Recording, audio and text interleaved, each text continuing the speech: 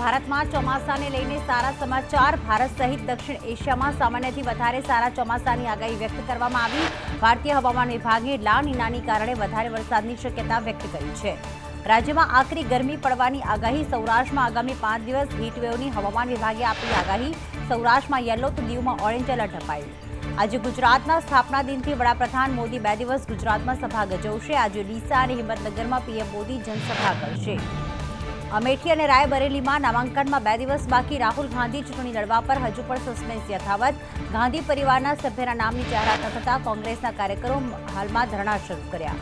ગૃહમંત્રીના નકલી વિડીયો મામલે 8 રાજ્યોમાં અત્યાર સુધીમાં 16 લોકોને નોટિસ। એક્સ પર નકલી વિડીયો પોસ્ટ કરનાર 25થી વધુ લોકોના નામ સામે આવ્યા। પીએમ નરેન્દ્ર મોદી આજે ડીસામાં ગજવશે જાહેર સભા। ડીસાથી પીએમ મોદી ચૂંટણી પ્રચારનો કરશે પ્રારંભ। ભાજપના ઉમેદવાર રેખા ચૌધરીના સમર્થનમાં સંબોધશે સભા। કોંગ્રેસ મહોપતની દુકાનમાં ફેક વિડીયો વેચે છે। કોંગ્રેસ હારથી ડરી ગઈ છે માટે જૂઠ ફેલાવે છે। મહારાષ્ટ્રના ધારાશિવમાં પીએમ મોદીએ કોંગ્રેસ પર પ્રહાર કર્યા।